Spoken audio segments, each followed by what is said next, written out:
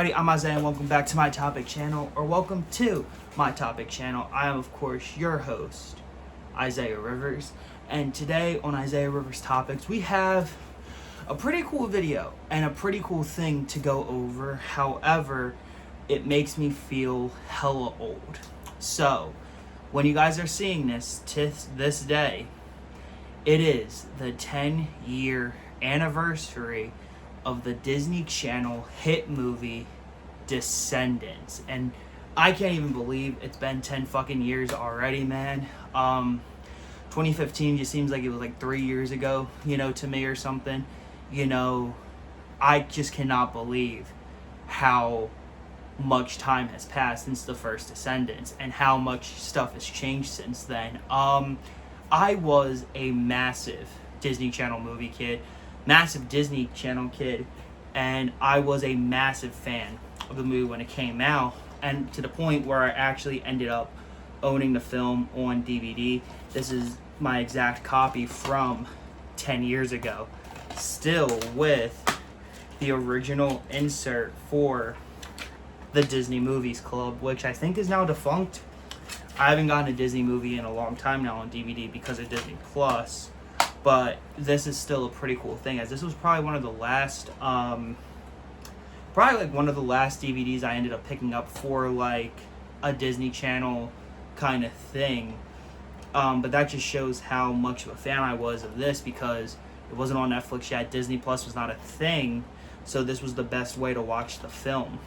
But yeah, dude, like I said, I'm a massive fan of the movie, and I remember how much this movie was built up, and I remember being very excited for it. 10-year-old me was like, this was like the movie of the summer, and I remember so much of the actual build up to the movie. I remember there was so much press behind it.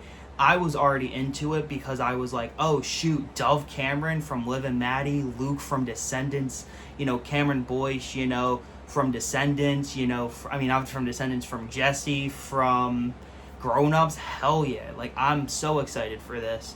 And then I'm like, and then I was looking at, who we would soon find out the characters are Evie and Jay, and I'm looking at them like, who are these new people?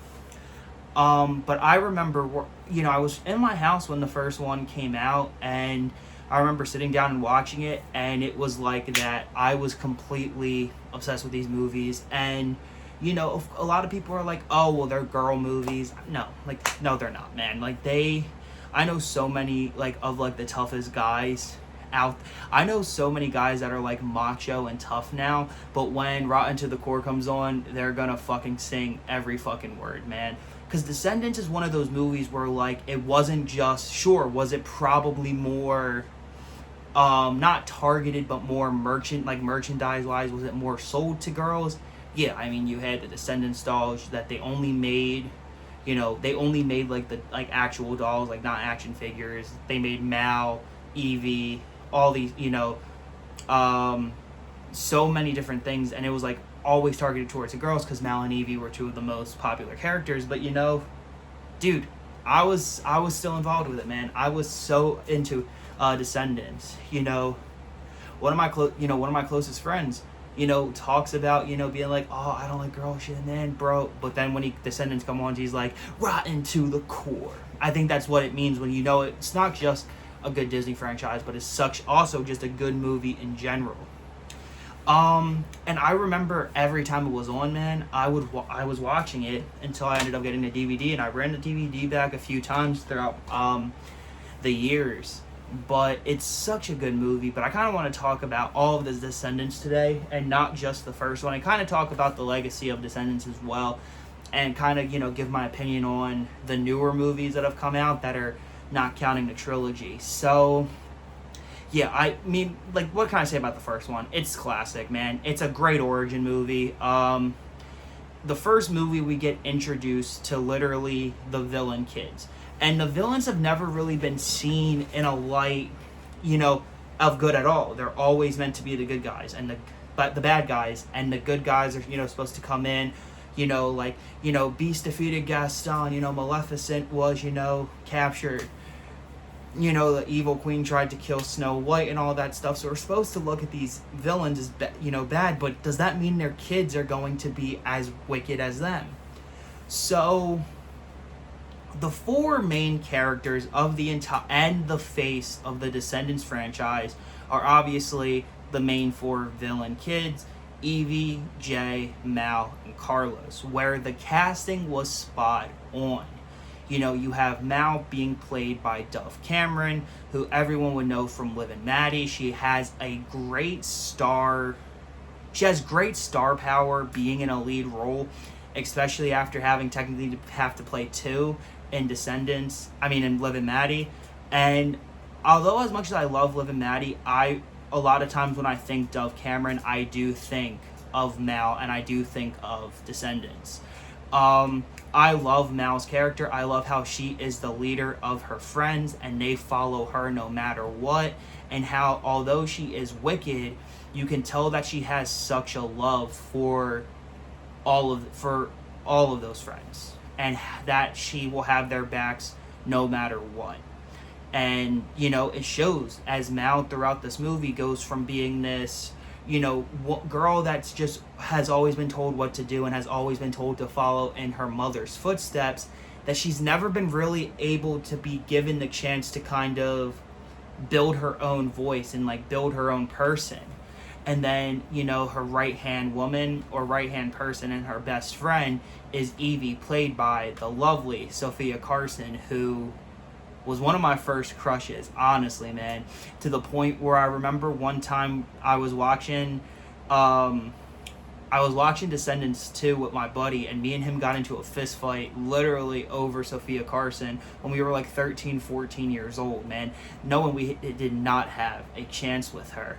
But I love Evie's character. I love the fact that she that in the first film, you can tell she actually wanted a better life than the Isle. She wanted a castle. She wanted to be the fairest of them all.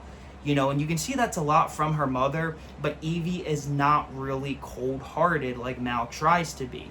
She actually has love for, you can tell that she actually has love for a lot of people, especially, a lot of these Ardon kids as she goes throughout this school. And I think she had one of the best character builds, as she's technically the brains of the operation literally in every film. And of course with the brains you need to have the bronze, and that comes into Jay, where a lot of people like me were introduced to Boo Boo Stewart. And Boo Boo, God, that's still a weird name to say. He's fucking incredible in this. Jay is just a great character. One of my favorite lines in the Descendants film that I used to say all the time, even though I never stole before, it's called stealing. It's like buying anything I want, except it's free, which we kind of all wish it was. And Jay was kind of like, he kind of stayed the same throughout the movies. He just kind of became a better, person. He learned how teamwork was, but he was still always about flirting with the girls and trying to be the strongest, person there was. And then you have my personal favorite character, which, you have Carlos, who is played by the great late Cameron Boyce. Carlos is my favorite character throughout any of the Descendants movies. Cameron Boyce is one of my favorite humans of all time. And seeing, him go from this prankster to this, scared not mama's boy, but this scared kid who doesn't know anything more than what his mother taught him to do, and which again, his mother was not great. He kind of, throughout the movies, he grows into this really great, kind-hearted person, and animal lover, which was just really cool to see. And Cam brought a lot to that movie, and every time I rewatch the movies, I always, when I see him, I'm just like, it's, I can't help to think what could have been, with him, and just how much of an impact he made on these movies. But we talked about the villain kids, but we got to talk about the villains, the villain parents, I guess you can say, the parents of the VKs, where we have four of the most iconic Disney villains of all time: Maleficent, Cruella de Vil, Jafar, and the Evil Queen, who their casting was really good, especially the main one that is in this movie, because she's basically in this entire film and has the biggest presence, because we're supposed to be focusing on Mal's journey realistically throughout these. Because if you guys don't know, Descendants is actually not like a Disney Channel like thing. It actually started with these books called The Isle of the Lost, where it's about these VKs going to this new place and being able to kind of see if they can grow out of their parents' shadows. And throughout all of the books, you're really following Mal. You really are following Maleficent, Mal and Maleficent throughout this. And I've read the books. I only read the first two. I never got to read, I think it's Curse of the Isle or Revenge of the Isle. I'll throw a picture up of it now, but I never got to read that. I should definitely pick it up, because I loved the first two books. It was pretty cool. Again, being a Descendants fan. So Mal's really the main focus in all of the movies. She is technically the main character.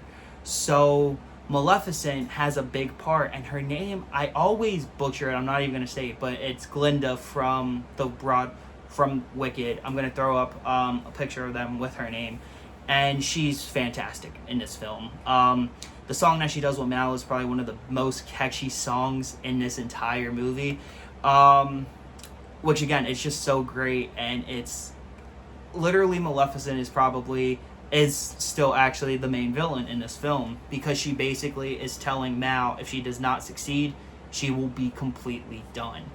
And I think every single one of them knows this. So, now let's get into the world of Auradon, where we are first introduced to it in the opening titles, of finding out that Belle from Beauty and the Beast, along with the Beast, are actually the king and queen of this new place called Auradon, or the United States of Auradon. And they built this gigantic castle and had all this stuff, and they took all of the villains, the misfits, and the no-lifes, and threw them all on the Isle of the Lost, basically cutting them off from everything, which is really fucked up when you think about it. But again, you're keeping literally the most dangerous people out of your place that's supposed to have peace, but then that kind of tends to hold grudges. So their 16-year-old son, Ben, who, again, is just a great character as well.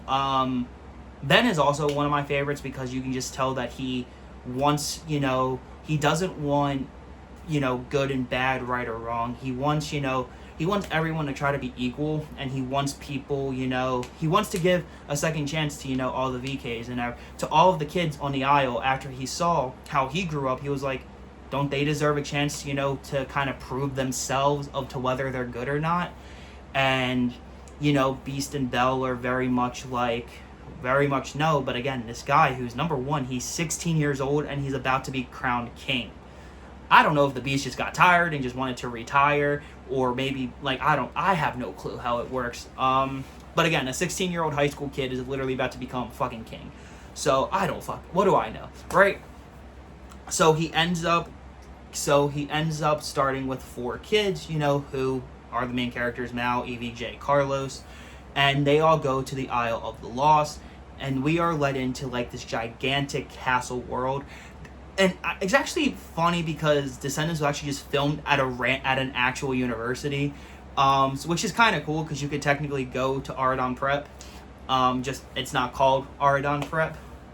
Kind of like how you can go to the real life Pacific Coast Academy, even though it's actually a college, not a high school.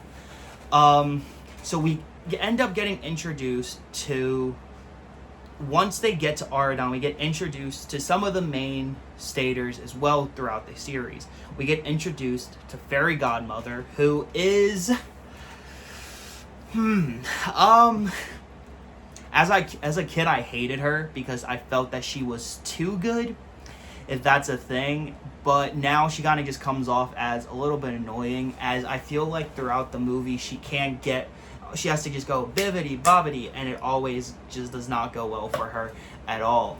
But again, she's still kind of enjoyable. She's kind of realistically the mom of Aradon Prep. She looks out for everyone, you know, and that's a plus side on her character trait, which really is not none. You know, she seems like an extremely big part of these movies when she really is only in each movie, only in the beginning and the end, as she gets somewhere lost in the middle. Her biggest role is definitely in this first one, because the second one, I don't really remember her being in it at all, only in the first and last half, and then in the third one, we'll get to it.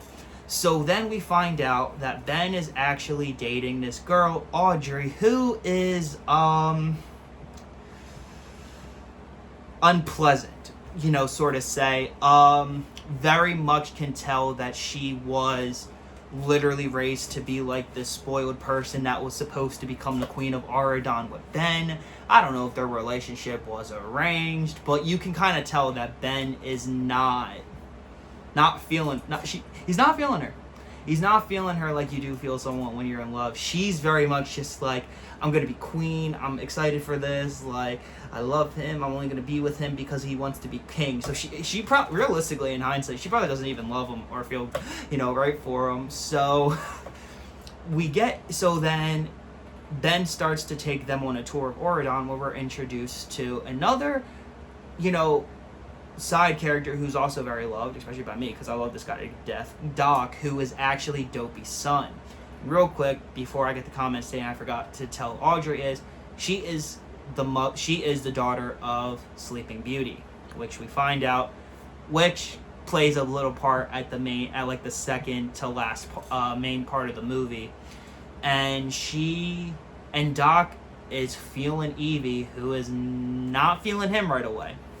So in this film, again, I don't want to go into a full gigantic deep dive cut of this movie. This is more of just kind of like a retrospect, but I'm just kind of setting up these characters.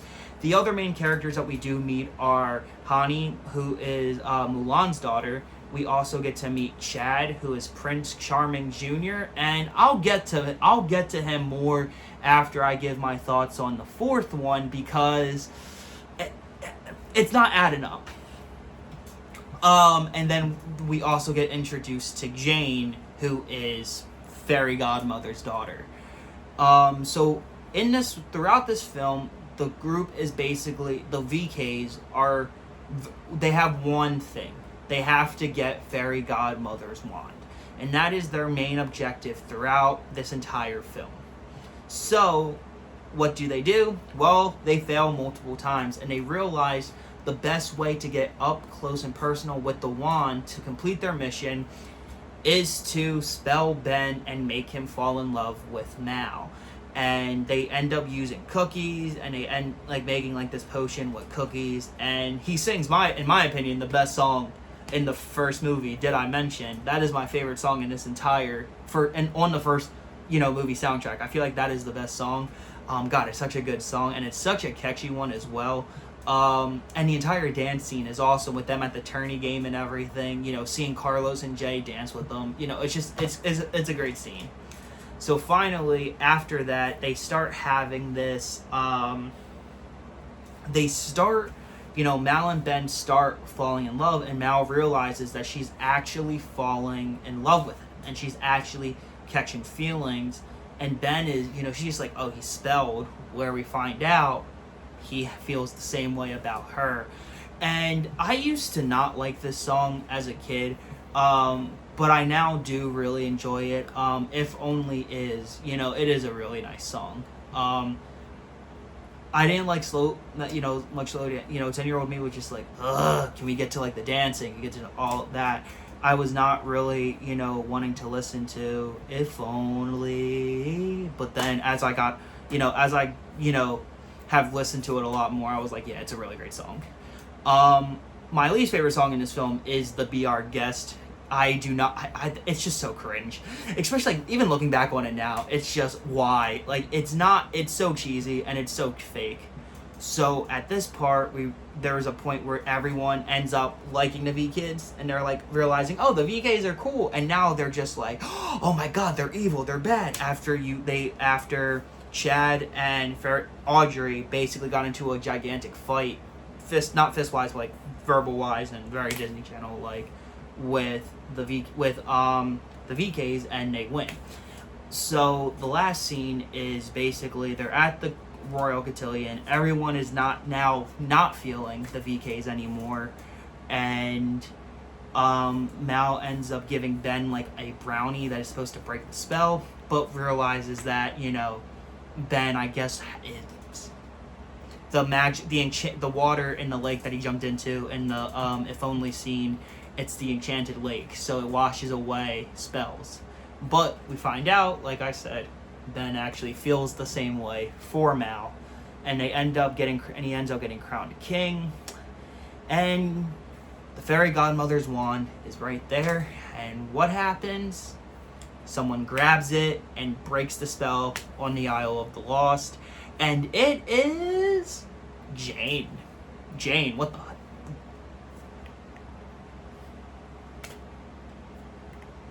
Jane? No. Anyway, yeah, but you all know it if you've seen the film. Jane grabs the wand, and basically here comes Maleficent, stages everyone, and tries to get the crown. Not the crown, sorry, the wand. But Mal stands up to her in a very powerful speech, and it's one of my favorite parts of the film, and ends up shrinking Maleficent down to the size of her heart, which is about a lizard that's yay big. So then it ends with a gigantic dance scene where Mal, EVJ, and Carlos all state that they want to be good. And it ends off with probably one of the best finishing songs, Set It Off. And then Mal turns to the camera. You didn't think this was the end, did you? And that was the end of Descendants 1. And it instantly like skyrocketed to the charts. It became one of the most beloved Disney films of all time. So a sequel was put into the works, and in 2017 we started getting built up to Descendants 2, which is, in my opinion, the best one out of all of the films. Descendants 2, mainly because of how much more they bought into the group and how much it changed, because you can't. What do? Do you bring new kids in? No. You decide to let's go back. And in this second film, we get introduced to 3 new main characters who have become so loved that even when watching the first one, I like, even now, because again, how much I love 2, I kind of want to, when I watch the first one, I always want to get towards 2. I only really watch the first one if I'm doing a rewatch of all 3. But I'll put 2 on. Hell, if I'm having a shitty day, if I'm having a good day, man, I'll put on 2 because it's such a good movie and you can follow it right away. Oh my god, dude, I fucking love Descendants 2. But the 3 characters that we get introduced to in Descendants 2 are also, again, some of my favorites and many of your favorites as well. We get introduced to the son of Captain Hook, Harry, who is very, how do I say this? Very, very much. Harry is fucking cool and fucking incredible. I love Harry's character. Because Harry is just so funny, because all he wants to do is, like, he's basically Uma's bitch. That's how I can say it. Like, he's Uma's second, right-hand man. I like how I'm sinking as this is going on. But he's basically Uma's right-hand man. And if you guys, and I already had spoiled it, Uma is the main character of Descendants 2, who is the daughter of Ursula. And Uma's character is one of my favorites out of this film. And she's played by the one and only China Anne McClain. And honestly, with everybody's characters, you have perfect casting. I can't see anyone else playing Uma other than China. She really stepped up to the plate and really became this gigantically great. She gave us a great performance in it. And then you have the dumb friend of the group, as it's basically, you have the leader, the strength, and the goofball, and Gil, Gaston's son, which is very, very very fitting of him. He's really dumb. And Descendants 2 also has a banging soundtrack. It has that's the best soundtrack in the entire film. And realistically, every single song on Descendants 2 soundtrack is a non-skip. It is so good. But anyway, the main plot of Descendants 2 is Mal is getting very much not over her head, but basically she's getting bombarded all the time, and she's never had this much attention, and she doesn't know how to live it. And she realizes that she's always like, if I was back on the aisle, I would be I'd be making people run away. And she keeps asking a lot of them, you're like, don't you ever miss the aisle? Or what if we ever, don't you ever think? And Jay, Carlos, and Evie are kind of like, we're in Aradon now, we're not scared from our parents anymore, we're away, we're able to be our own selves. And Mal is just, I think she's not having she's under a lot of stress because she's dating the king of Aradon and is being held up to these high standards. So what she ends up doing is, after this argument with Ben, and she's still using her spell book, which should be locked away, she ends up going back to the Isle. And she ends up going back there where she is now notoriously hated, and Uma took over the turf. And Mal and Uma actually always had a rivalry. Mal was never the best person to Uma, which I understand. And, she basically tormented Uma. And when she left, Uma got jealous and realized, this is my turf now, fuck you. She's like, fuck you, this is my turf now, no one else can take it. And what happens is Ben, Evie, Jay, and Carlos end up going back to the Isle to try to save her. Where I gotta bring up this song. Chillin' Like a Villain is not only my favorite song on this album, it is my favorite song throughout the entire Descendants franchise. And that scene is one of my favorite, choreographs, moments in any film. And it's just, oh my god, it's like chef's kiss, man. I fucking love Chilling with the Villain. Go listen to it if you haven't already. But then we find out throughout this, Ben ends up going back to Mal, who now has this new hairdo, which is really cool. And during that time, we get introduced to Dizzy, who is the daughter of Drizel, who is one of the evil stepsisters, and her grandmother is the evil stepmom from Cinderella. And Dizzy is just a sweet character, and she does not belong on the Isle. She does not have hatred for anyone. She's kind of just like a good moral kid stuck on the Isle of the Lost, and also who is Evie's best friend, and she loves Evie and Evie loves her, and I love their relationship throughout it. So we find out Ben gets captured by Uma, Harry, and Gil, and she has to go back, and Uma and Mal make a deal. If Mal wins, she gets literally they arm wrestle, and they state, if Mal wins, she gets Ben. If Uma wins, which she does, she gets Fairy Godmother's wand. So now Mal, Jay, Evie, and Carlos have to figure out a way to do it. They end up just realizing, let's bring a fake wand and we'll be good.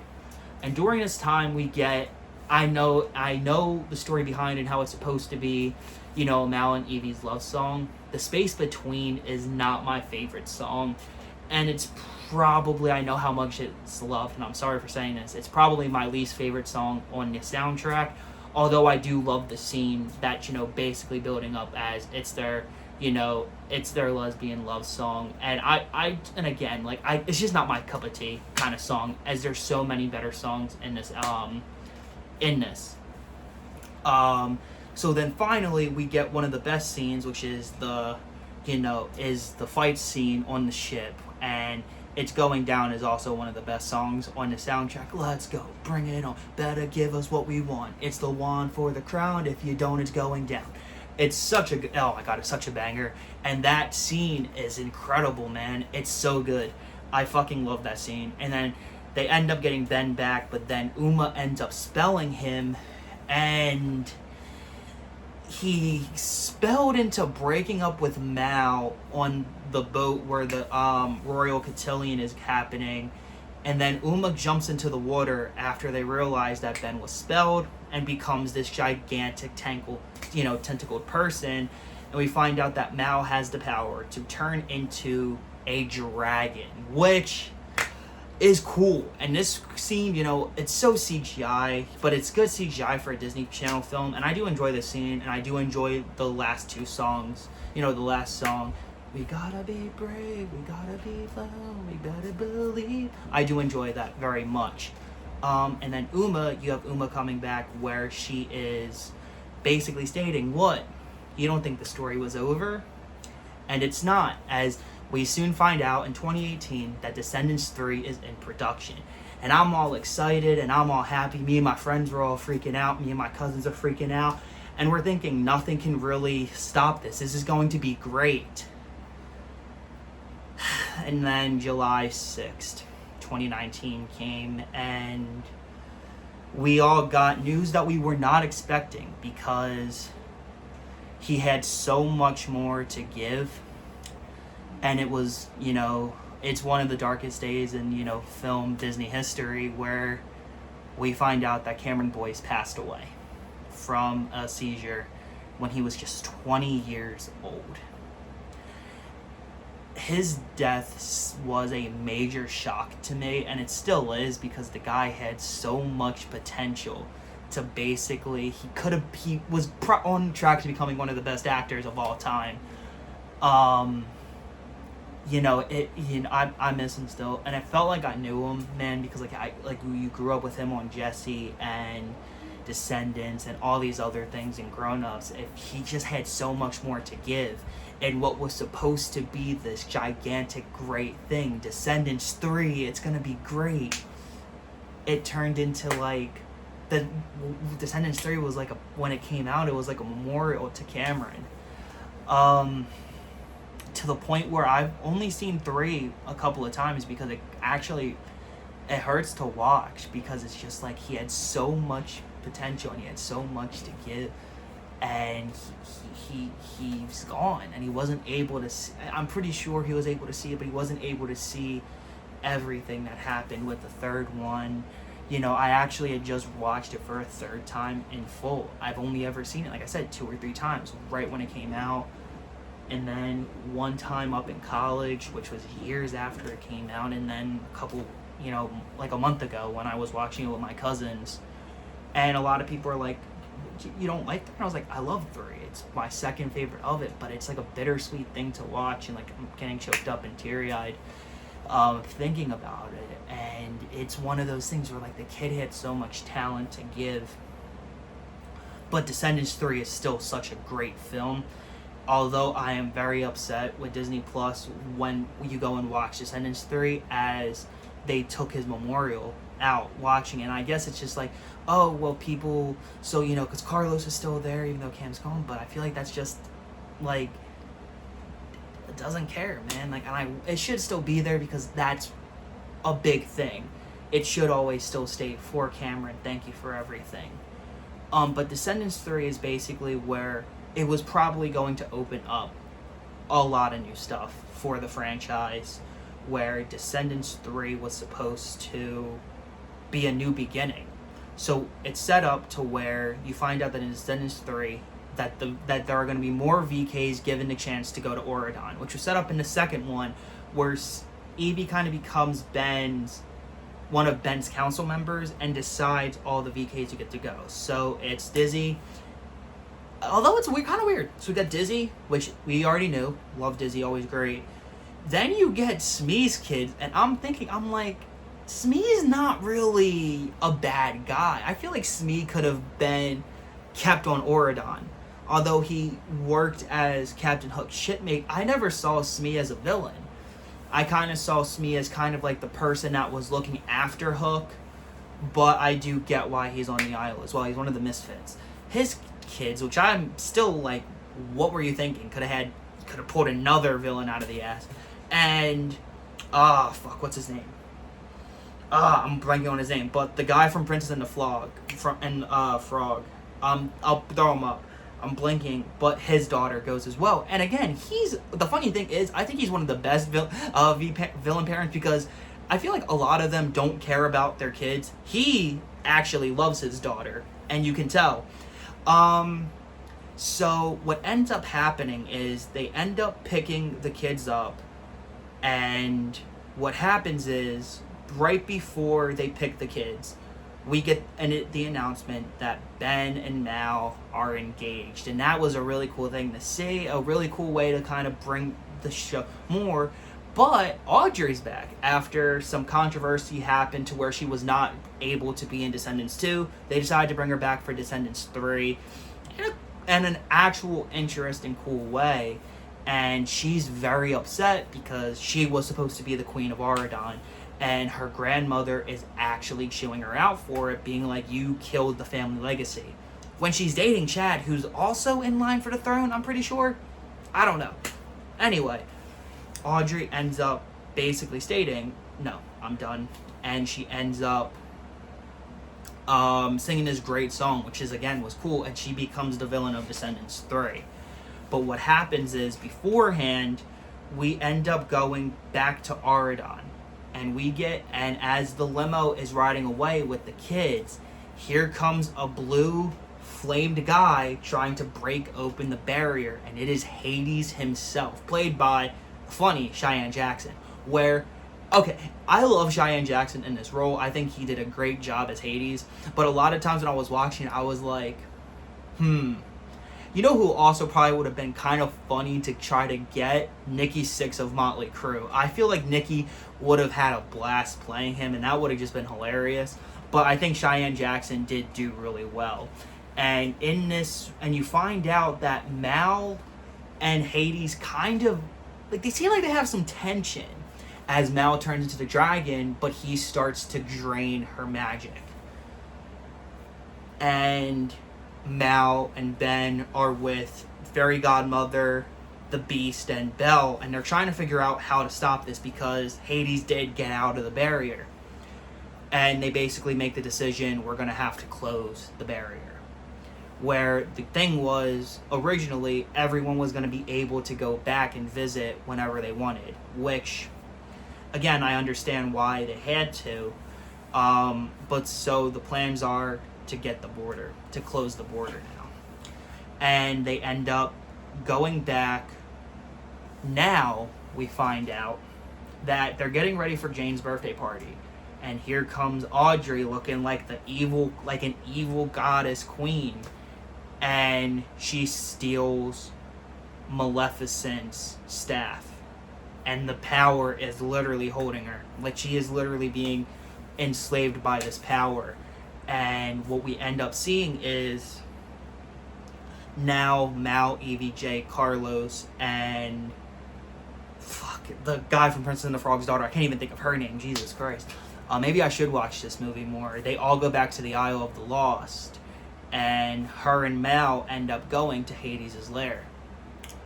Where we soon find out that Hades is Mal's father.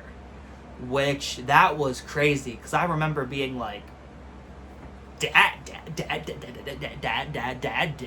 you have a dad? Wow. And Hades basically is like, be careful, because it won't work fully, and she's like, well, we're blood, and he's like, no, you're only half of me. Won't do everything, it does for me, with you. So, kind of cool tension. And she gets it, and they go. But who shows up again? Good old Harry and Gil with Ursula, with Uma. And basically, Uma ends up getting the Hades rock, and basically states for them, I'll give it back, and I'll help you fight this Audrey evil queenness, but you have to open a barrier. She says, deal, where we already know. But also during this movie, one of the main things I do like, because it is simple story, stop Audrey and get everything back. But I like the fact that the VKs, after being in Auradon, how Gil and Harry actually become likable, and they realize that, again, they are all the same. They are all basically from the same totem pole, if it makes sense. They were all outcasts who were raised to be outcasts and villains and hate. But then they realized, why can't we all be friends? It's pretty cool. Especially that's one of Evie's best things, which, Evie, I love you, but not the best time for a lot of the trying to be like, why don't we take a stand? Why don't we compromise? Not the best time. But you do realize that even Mal and Uma, who are supposed to be sworn enemies, end up becoming friends at the end. However, it ends up finding out that they find out Mal's actual plan is to close the barrier, and that turns Uma, Harry, and not Dr. Nefarious. I don't know why that came up, but anyway, the guy's daughter. And what happens is she actually ends up throwing Hades' rock, which is not supposed to get wet, into a fountain, and it destroys her, and then everyone turns to stone, even her friends. And this is probably not my least favorite song. My least favorite song is when they had to wake Doc up. That song with Evie was so fucking stupid. And I'm such a Sophia Carson stan, but that song was just fucking terrible. I'm sorry. But seeing the statue, especially seeing, Carlos's, brings me to tears, each time. And then finally, they get the rock back. They destroy Audrey, but there's too much evil in her from the staff. She's actually dying. It completely took over her body. So they end up going full SWAT with Hades to bring him from the aisle to Aradon to save her. And she saves her. They realize that everyone's sorry. And Hades kind of says something. He's like, lock us all away until you need us, until you need to use us. And Mal realizes it is time to break the barrier down. And they sing the song, which the song brings, it's too much emotion, man. It's still a good song, but it brings tears to my eyes, man. And at the very end, Mal, Evie, Jay, and Carlos run off into the aisle to see their parents, and I guess that was supposed to be Descendants 4, but unfortunately we never got to see actual Descendants 4.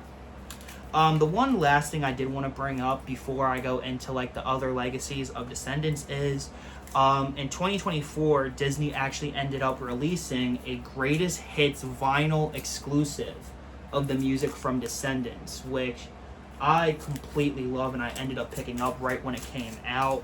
I'm going to open it to show you guys some of the stuff, but it is a really cool vinyl pressing. So what we end up getting is this cool shot of the VKs from the third movie, and then it takes us back to the original. I will state my one flaw with this. Again, please, why couldn't you put anywhere, even in the fine print, dedicated to the memory of Cameron Boyce? But either way, this is still a really great pickup. And just look at that vinyl. You can see the light in it, but look how nice the purple is. This is one of the main reasons I picked it up, because just look at that. And then the cover has a bunch of shots from all three movies. So again, I still really do love this vinyl, but I don't like the fact that a lot of times now, with all of this Descendant stuff, with Cameron Boyce being such a big part of the franchise, why not, put, hey, this is dedicated to you, thank you for helping the legacy and everything of these movies. And, I think that Dove Cameron was right when she did state that the movies, because she was asked multiple times would she return for another one, and she said that it would actually have to be the main four of them, the original, which I do 100% respect. I'm going to leave this out and put it out later because I'm trying to put it back in. But anyway, I remember hearing about, now let me talk about a little bit of the legacy of Descendants and how it kind of changed, but not fully. So in 2023, we got word that a Descendants 4 was in the works with an entire new cast of kids. Now instantly, I was like, hell no, absolutely not, because I think the trilogy was ended the way it should have been. And especially because no Cameron Boyce, how can you have the VKs without him? So I was thinking maybe they'll put, okay, well, are we going to see the kids at all? Is Carlos going to be off doing something? Like, what's going to happen? So then we hear more about it, and I'm not going to lie, Descendants: The Rise of Red should have just been called... I don't like the fact that it is the Descendants branding, but I get why, for brand exposure and everything. But I was not a fan. I thought it was okay. Like, okay at best. I'm not going to say it was the worst movie I ever saw. It definitely wasn't. But I will say I am gigantically biased. I'm not trying to be. But those three movies are such a big part of my life and a big part of my childhood. I can't really state that The Rise of Red is Descendants is back. Although I do love the fact that they gave a tribute to Cameron Boyce in The Rise of Red, and that Uma was the one to do it, because she was Cameron's longtime friend, as they had known each other since Grown Ups, before any of their Disney Channel success. So I do like that part, but The Rise of Red was just... I found it really weird. I really could not get into it. I did end up finishing it, and I was just like... I kind of shrugged my shoulders at the end. I was like, okay. And then now we're getting another one, and I've heard rumors that Dove Cameron is actually coming back, which I don't think are true. I can look up and find out if they are. But I do remember her stating that she would not come back because it would have to be the original four of them back together. That's the only way she would ever return. But yeah, so Descendants 5, I'm probably not going to touch it. It doesn't really interest me, as I really only care about the first three, and you can call me biased all you want. You can kind of call me like an old fart by being like, oh, I only think mine are good. I think it's cool, and I think it's great that there is a new generation to bring the Descendants kids in. That is great, but do I have to like it? No. And do I? Not really. But anyway, guys, I hope you guys did enjoy this retrospective of all the Descendants movies. Let me know down in the comments what your favorite movie is, or what your favorite song or part of the films were. Thank you guys so much for watching. Please subscribe if you haven't, because in my opinion, you always need topics in your life. And until I see you guys again, this is Isaiah Rivers Topics, signing off.